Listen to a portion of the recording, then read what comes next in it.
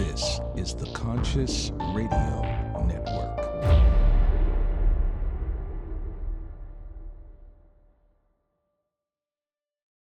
All right, this is Conscious Radio Network, and we're back here. It's just 10 minutes past the hour here, 10 p.m., and we're going to go with Dr. Paul Mekas right here, who has a question that has been burning in his mind here for Reverend Ben Cox. So and it's probably burning in a lot of people's minds, because I get this question a lot from people who either I'm on the phone with, chat sites, that they've have a lot of questions. They want to get into mediumship. They want to hone their skills.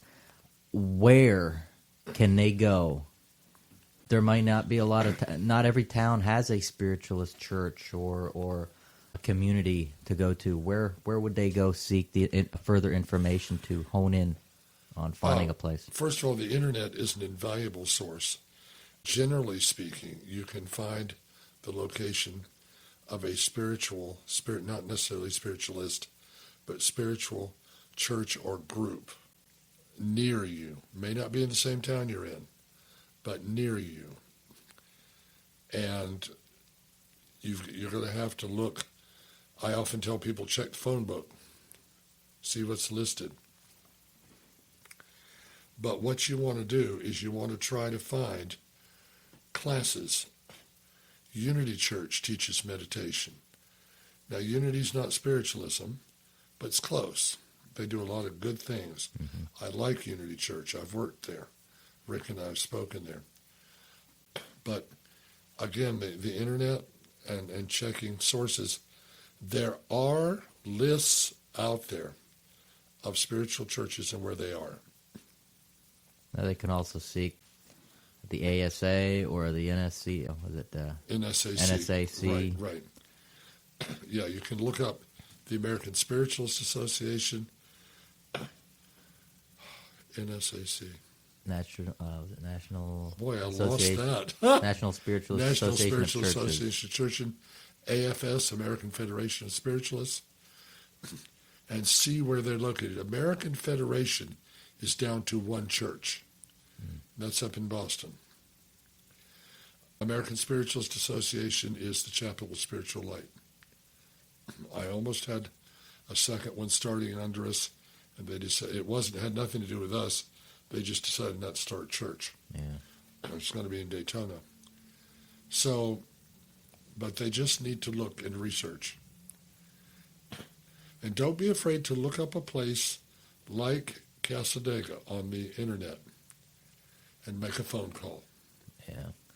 And see if you can get some information. Because somebody will be glad to help you. Mm-hmm. And then let's talk a little bit also about, say, interventions if somebody's experiencing disturbance, whether personal disturbance or within a property, things like that, and also the work that you have done in the past, Reverend Ben. Well, number one, they're going to probably call a paranormal organization like Paul's. And Paul's going to call Rick and me and say, we need to do an investigation. We need to go check this out and see if we can clear it, see if we can figure out what's going on, et cetera, et cetera. And we went to Groveland three times? And of course, twice. The Howie mansion, Howie just stands out in my mind because it was so fantastic. And did you guys get the message that they want us to do That's right. the radio show from the mansion? Right. Yeah, from the Howie mansion, yes. yeah. We're working on that. Yeah.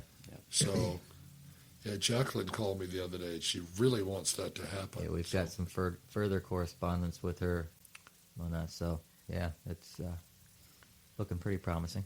Mm-hmm. Yeah. Okay. But you never know where people are holding home circles in their homes. And that's one thing you got to find out. You can call churches and you can ask, is anybody holding classes?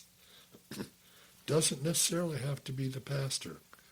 If somebody's a medium or somebody's just holding circle in their house, go for it. Even Meetup, meetup.com. You got all these other group communities online that they can go to. Right. And whatnot. But I would put it out there and just ask lots of questions. And I wouldn't stop until I found an answer. Yeah. And the first one may not be the right one. Right. And it also may mean that you may have to travel a little bit. I know that when I started my training, I was studying at Jerry Moore's house. I lived in Groveland. Jerry Moore lived close to UCF. Wow. So that's probably about 30 miles each way. And I can remember, I don't know what the tolls would cost today, but I remember it being $3 back and forth back then. Yeah, I think it's probably closer to 6 or 7 each way now, if I'm not mistaken. Yeah. Especially getting out all the way that way. I'll bet you. Yeah. Yeah, between the turnpike and the 408. Yeah. So that's why I offer things at my house, because it's close to the church. And knowing that a lot of people don't live close to the church, but, oh well. That's right. Yeah. We can't get the building all the time without paying a large amount of money, so we use my living room. It's okay. Yeah. That's So that works. Oh, let's give those books, actually, those titles and those authors that you had mentioned earlier in the last hour. And so there were some, let's see, what were they? The 2 smaller books.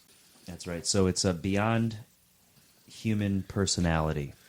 F.W.H. Myers, Beyond Human Personality, and The Road to Immortality.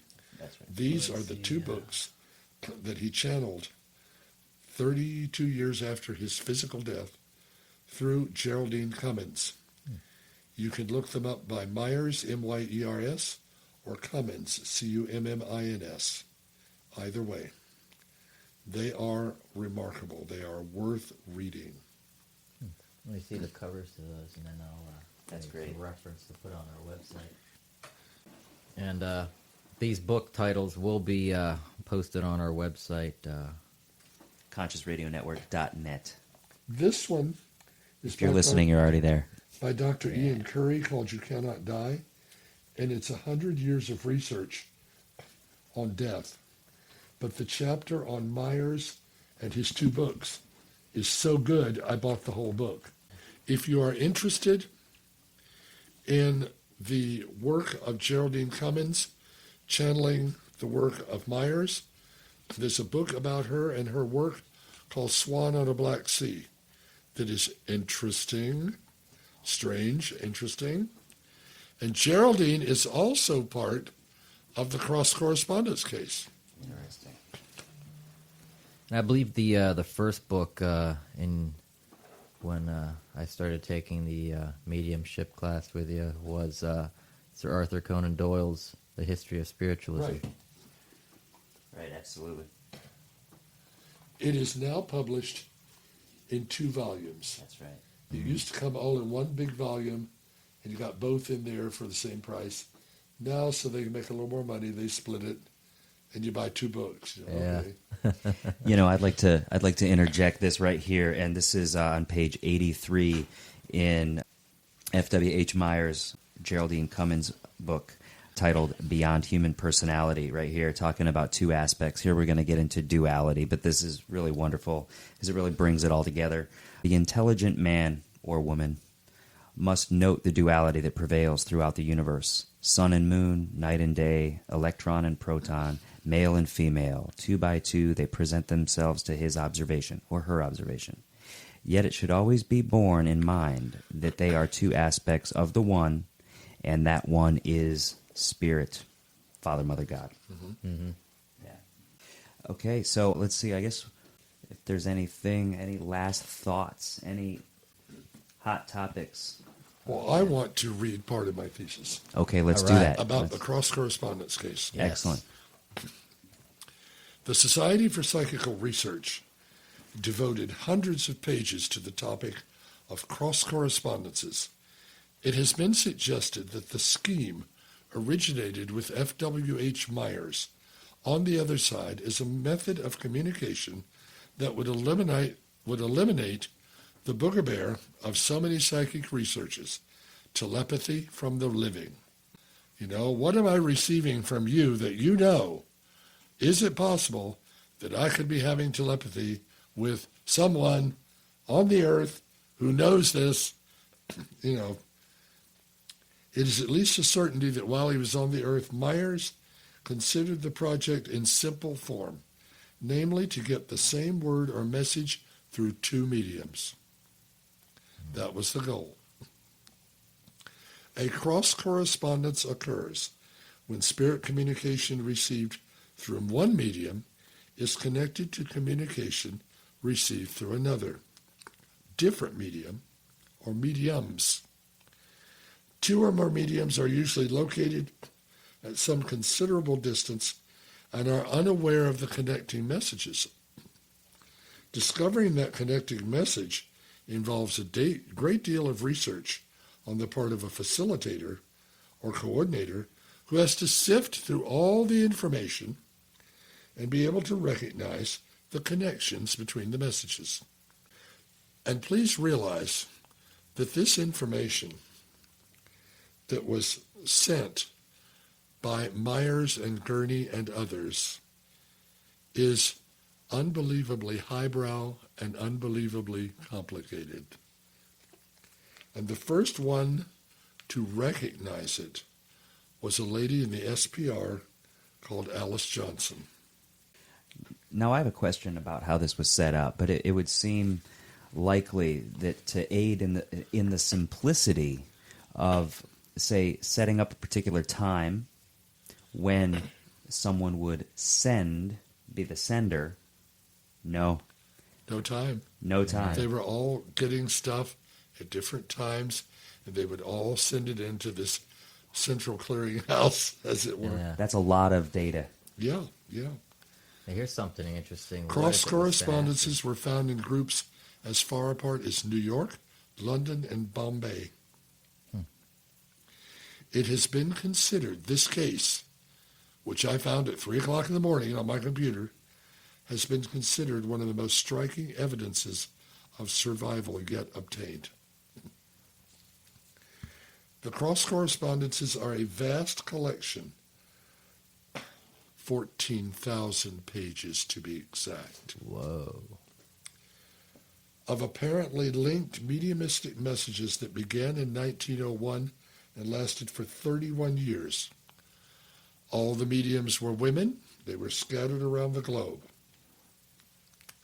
And I'm going to tell you from Boston all the way to India. And it included such people as Leonora Piper, the sister of Rudyard Kipling, Mrs. Fleming, Mrs. Verrall, whose husband was a researcher, Mrs. Willett, who was Mrs. Combe-Tennant, who is going to be channeled by Mrs. Cummins at Point X. Oh, it all gets all connected. It's cool. And on the other side, the ones that are sending the material are Myers, Edmund Gurney, Henry Sidgwick, and they had all died in 1888, 1900, and 1901. And they're sending this stuff from 1901 to 1931. The investigators at the Society for Psychical Research are Alice Johnson. She's the first one that started discovering things. G.W. Balfour. Now, the Balfour family will be of supreme importance in English history, in England. I mean, there was a prime minister in the family, amongst other things. And you got to pay attention to the Balfour family. He actually wrote a book. That's when they consulted Archie E. Roy with The Eager Dead. Right. This is called The Ear of Dionysius, and this explains how you take the clues and put them together. Wow. So that's kind of neat stuff. Okay. So the investigators, G.W. Balfour, Sir Oliver Lodge, who is known for his work with electricity and mediumship, and of course Mrs. Eleanor Sidgwick, whose husband is Henry Sidgwick from the other side. Wow. Okay? They have been studied. They are fragmentary. The messages are fragments. A word here, word there. Liberally sprinkled with Greek and Latin phrases with suggestions of classical and literary sources. Can you imagine the kind of education you and I would have to understand it, to understand, even to get near this stuff? Yeah. And yet, these researchers, people were educated in the 19th century, especially in Europe. Mm-hmm. We have lost the education game. It was classical studies all the way. Right. Very few schools of classical studies these days. Yeah. They have a rather disjointed quality, and that's part of the plan. When the messages came through in automatic writing, which means you've got these mediums sitting there in a meditative state, and the arm and the hand start to move on their own, okay? They were supposed to be meaningless on their own and meaningless to the medium. But when these scripts are put in the hands of the investigators, who are familiar with the personalities and those on the other side, the messages would show a design or a pattern and hang together. Okay?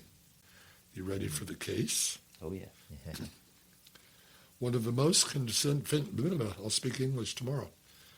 One of the most convincing cases for the validity of cross correspondences came from what is called the Palm Sunday case. This case covered more than 30 years. It is named for the death of one of the communicators. Her name was Mary Catherine Littleton. She was born in 1850. She met a young man from a very prestigious family, Arthur James Balfour. Remember I told you to listen for the name Balfour? And they met in 1870, and they fell in love. And in 1875, Balfour finally declared his intention to propose.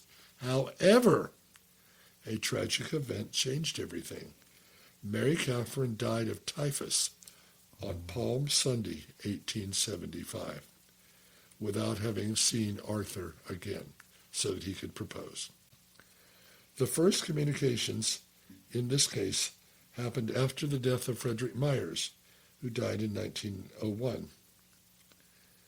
Over several years, many messages came through various mediums in the form of automatic writing. And these messages all seem to be coming from Myers on the other side. He's the kind of the head guy in all this. In 1908, Mrs. Willett, who is Mrs. Coombe-Tennant, and she's going to be important too, they began to receive scripts from Myers. The scripts were all alike because they were fragmentary and they had obscure classical references. I mean, these references, you have to go into your library and pull down all your Greek and Latin stuff and go find it. Yeah. Wow. And I mean, there was one in my thesis, I've forgotten where it is now, but it was something Greek, and I went to my Greek professor at Rollins, who speaks Greek, and I gave it to him in English, and I showed it to him in Greek. We found it. Took us about 2 hours going through little books, but we found it. And so what was the nature of these little scripts? Were they little, like, allegories almost? No, they're little, some of them are words, some of them are statements. Okay. All of the ladies, all the mediums, they knew nothing about the romance between Mary Catherine and Arthur. They didn't know it had been cut short by Mary Catherine's death either. They're just out there receiving information. Alice Fleming's first message contained the words, "Ah, starry hope that didst arrive, but to be overcast." The lines are from Edgar Allan Poe, To One in Paradise. Investigators would later find references to stars and hope and an allusion to the moon, the light that overshadows the starry hope in the poem. Alice Johnson was living in India, received another message, had the word hope twice. Again, it's a word here, it's a word there, it's a symbol here. Mrs. Piper was in England. While she was in trance, she was asked to give a sign if a cross correspondence was being attempted, and the investigators suggested a triangle within a circle. Myers suggested a star. Another star came to Mrs. Verrall. Mrs. Verrall is working somewhere else in England. Mrs. Verrall also received a script that had a star and a crescent moon. And the words said, the crescent moon, remember that, and the star. So we got moons and stars and hope, you know. Now I could go on through this. And see, really, what this reminds me of is, say, a spirit box session and having those words come through one at a time when they come through to answer the question. Yeah. Whatever that was. So over the years, the SPR is investigating these messages. And they agreed that there was a group of discarnate beings on the other side that was putting all this together. So the purpose seemed to point, these messages seemed to point to a purpose. The purpose was that Mary Catherine and Francis Balfour, one of Arthur's brothers who had died, they were trying to get in touch. So was Myers, and so was Henry Sidgwick, and so was Gurney, who had all known each other on the earth plane. All the message seemed to be aimed at Arthur. Many of the symbols only had meaning for him, and they concerned Littleton and her death. She was referred to as the Palm Maiden, and he was the faithful knight. She was identified by references to cockle shells and scallops, referring to the nursery rhyme, Mary, Mary, quite contrary. Okay? The spirits did not seem in a real hurry to get this puzzle done until Arthur got involved. Mrs. Willett's mediumship underwent a dramatic change. Mrs. Willett met Arthur Balfour and remembered feeling very strange around him. Within several months, Mary began to communicate directly with Mrs. Willett during trance. It seemed clear that all of Mary Catherine's efforts had a purpose. You ready? Got your hanky out? The purpose was to reach Arthur Balfour and to tell him how much she loved him. Wow. Mm-hmm. Can love come across time and space? Oh, Wow. yeah. By this time, Arthur is 64 years old, and Mary Catherine has been on the other side 37 years. Balfour did accept the idea that Mary was communicating. It wasn't till late in his life, when his health began to go, he got excited about the messages. During one sitting, he saw an apparition of a woman with dark, thick, beautiful hair. She told him, you ready, that he was never alone, that her spirit was always with him, that she was absolutely alive, unchanged on the other side. And that's really what we've been getting to on this whole evening here, is that we can find that affirmation somewhere through mediumship, through spiritualism. And that's Mary Catherine. Yeah. All the picture of her on the back of the book. Yeah. In 1929, 6 months before Balfour died, Mary communicated that she'd given up trying to give evidence and now was interested in closeness with Arthur. She told the medium, and this message, how many times have you heard a message like this? Tell him he gives me joy. We often get messages like that. This made Arthur happy, and when he died, friends reported that he was renewed. So, on top of that, not only do we have that love story, we have another story about Arthur, that Arthur and Mary's sister, after Mary died, they would keep a rendezvous, a secret rendezvous, once a year. And Arthur had a lock of Mary's hair that he kept in a silver reliquary. And they would get together on that day of her death, Palm Sunday, every year, and they would remember her. And after Mrs. Willett's death, guess what?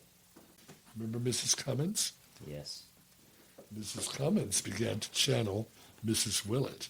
How interesting. Okay. It's like it's kind of like telephone. And Mrs. Willett, now on the other side, sent the message back about how Mary stayed in the waiting room on the other side, waiting for Arthur to arrive.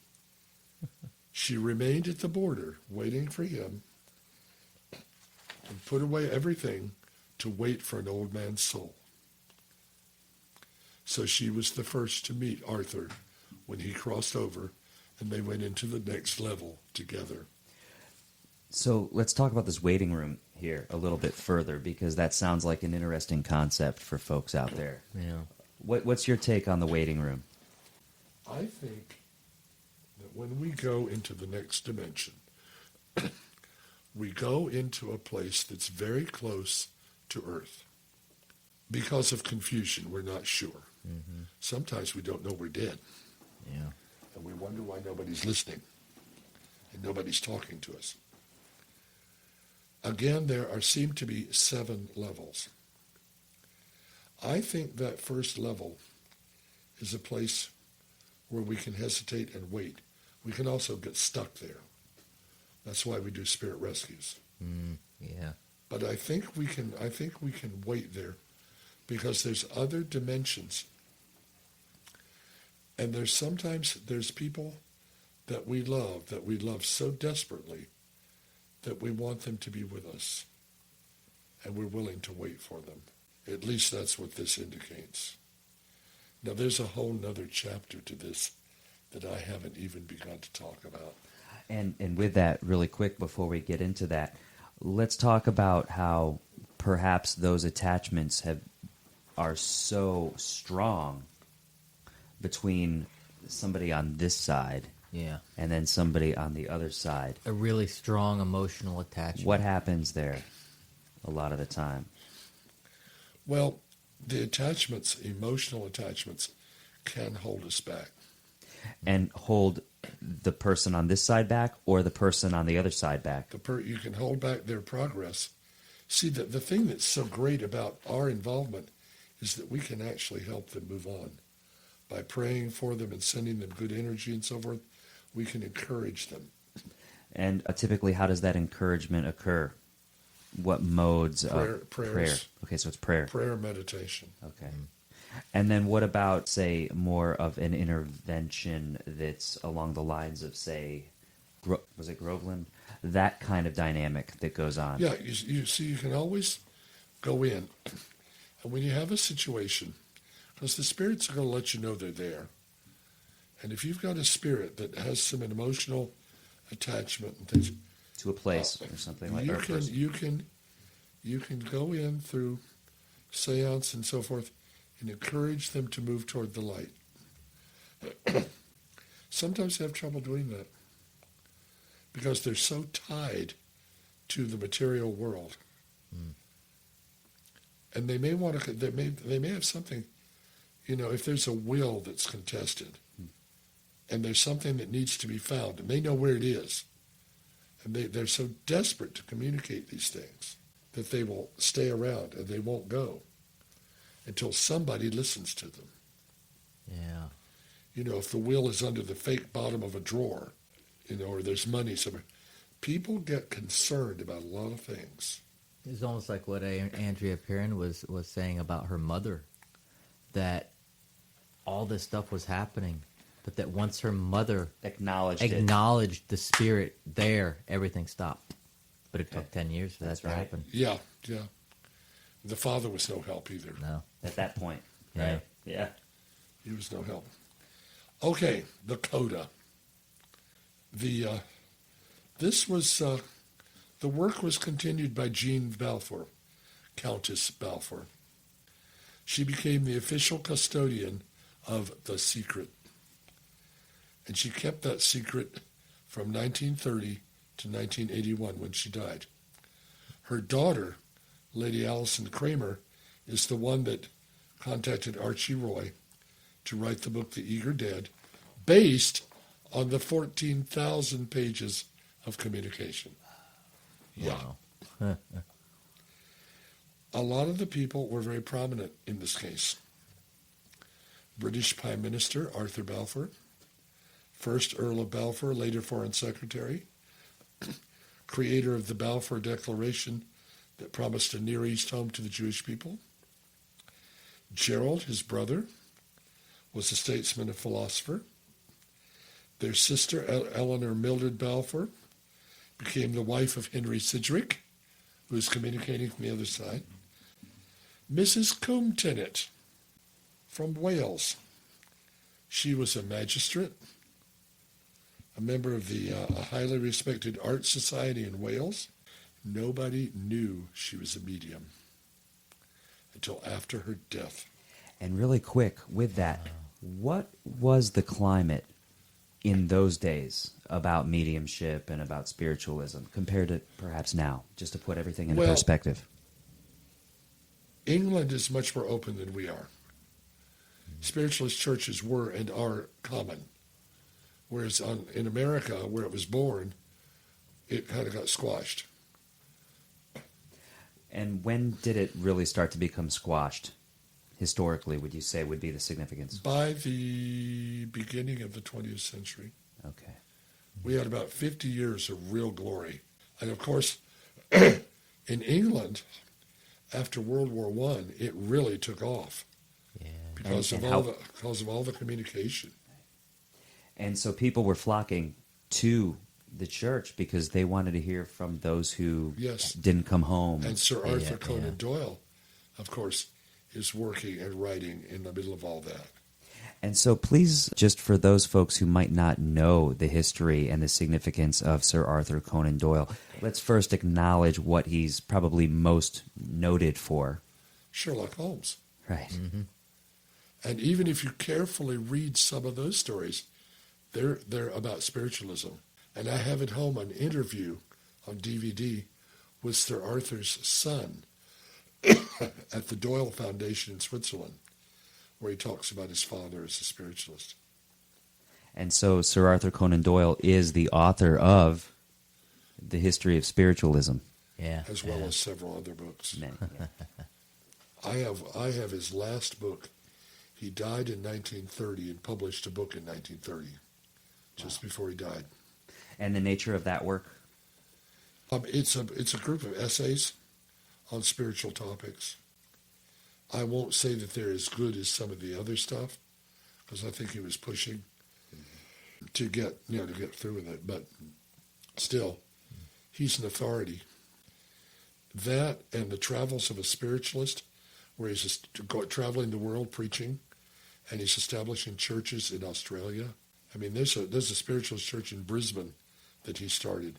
He gave lectures in New York to 25 and 30,000 people. Unbelievable. He was the St. Paul of spiritualism. He was the missionary.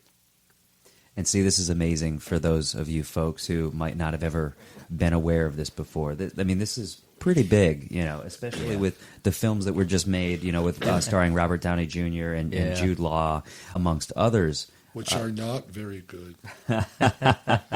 Sorry, guys. I'm sorry. I am a Sherlock Holmes purist. It's Jeremy Brett all the way. And what do you wish that perhaps they would have included more of as far as content and themes? I wish they'd been a little bit more true, because they mixed the stories together. I walked out of both of those movies confused. I didn't know where I was and what I was doing. So, not that the acting was bad or anything it wasn't Sherlock Holmes in any way, shape, or form. The new series with Benedict Cumberbatch and Martin Green, oh my goodness. That is so Sir Arthur. It's what he would have done in the 20th century. He would have run around with his laptop and his cell phone and done things. But Jude Law and Martin Downey Jr., no. They missed it. Wow. Now, what would be some notable material that's out there that might be under a lot of folks' radar that is totally spiritualism, that say in the media or that are movies that folks should watch and they're kind of like hidden, get acquainted with? Well, both of the Skoll films, What Dreams May Come, Kenneth Branagh and Emma Thompson, Dead Again, It's a reincarnation movie. Fabulous movie. There's one with Maggie Smith, and I don't remember the name of it. I got it at home. But things like that. There's a lot of that kind of thing out there. It's coming more and more. You know, people are looking at it. Yeah. So you want me to finish my story? Yes, absolutely. Yeah. Please continue. Okay. Now, Mrs. Coomtenant has a son. His name is Major Augustus Henry Coomtenant. He didn't know he was a major player. The chain of events stretched over a lot of years, from 1875 to 1989. If you didn't know something about the 14,000 pages of scripts, you wouldn't be able to figure this out. So what happened? As Mrs. Coomtenant became more involved in mediumship, the communicators made it plain to her that they had an interesting plan that involved her. And the plan was that she should bear a child, a designer baby, whose paternity should be divided among the cross-correspondence group. So we're going to have sex between the other side and this side. And we're going, okay, that sounds a little weird. It's some kind of immaculate conception. Well, so what they decided to do, first of all, Edward Gurney told Mrs. Coomtenant that he loved her, but the actual physical father would be Gerald Balfour, Arthur's younger brother, who was already married. So Gerald and Winifred found themselves passionately attracted to each other, became lovers, had a son named Augustus Henry. The plan was for Henry to become a messiah of some sort, an instrument of spirit, destined to bring peace to a warring human race. The script intelligence claimed the ability to influence the birth of children and the minds and characters of children yet unborn. It was a breathtaking scheme, an attempt by a group of spirits to foresee the conflicts that were coming, the wars, and to bring a golden age to turn it around. But it didn't happen quite that way. Henry became a monk, and he only late in life became aware of what his work was supposed to be. And did he do it? Did he not do it? He taught world peace as a monk. That was his whole thing. So it's almost like a tabloid story. Yeah. This love affair, and then Mrs. Coomtenant, and she's going to have this designer baby that's going to save the world. Spirit intervention. Yeah. And that's what the cross-correspondence case is all about. How about that? That's a lot of players, and ultimately just those who participated. Now, how did some of these folks end up becoming involved? Let's say folks who started tapping into this material in the 70s or 80s here, Well, you see, Jean Balfour, the last Countess Balfour, was the guardian until 1981 when she died. And it was a big secret. But she gave the information to her daughter, Lady Allison Kramer. And Lady Kramer gave those 14,000 pages of information to Archie Roy. And Archie sifted through that and put together the book that we know is The Eager Dead. Which is, I'd say, one of the most rarest, newest books out there. And most expensive. Yeah. I think I paid $35 for mine. And you I paid 13. It was like 13 or 14 bucks. But for some reason, I was destined to own it because I was on Amazon one night to show somebody how expensive the book was, which was $2,800 if they didn't believe me, and then there was a copy available. So what I need is to borrow a copy, right? And why isn't there a Kindle version? I am so possessive about my copy. You have no clue. That's like Besides the fact that it's one of my favorite chapters, I had never heard of this. Nobody had ever heard of it. Yeah. I put it in my thesis Yeah. so everybody could read it. Yeah. And I tell this story over and over and over.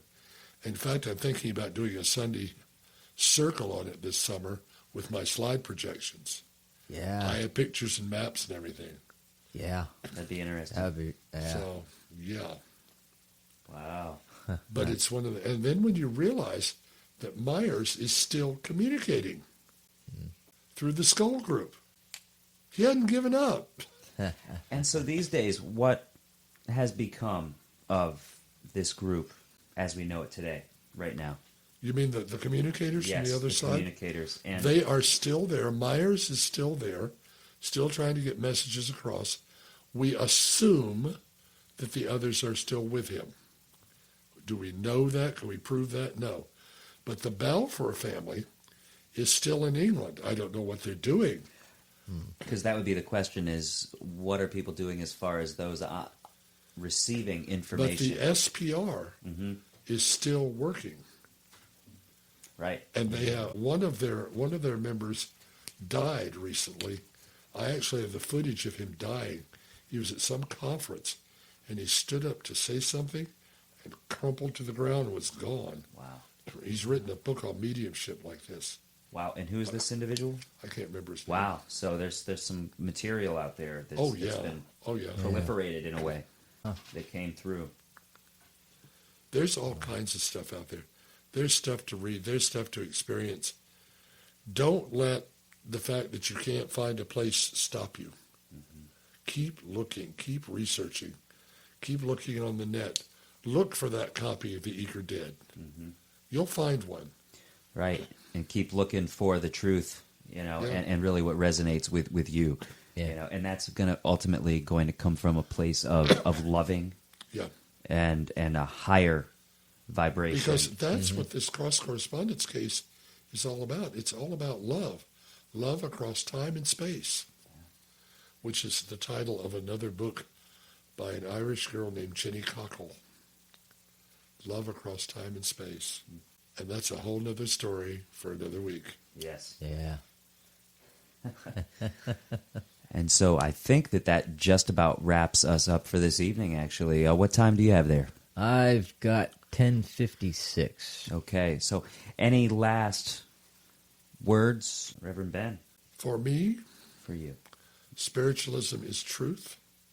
Truth is spiritualism. Everything is spiritualism in one form or another. It is a gift from God. It is nothing to be afraid of. The spirit world is all around us, seeking to communicate, seeking to love us, and to help our lives be better.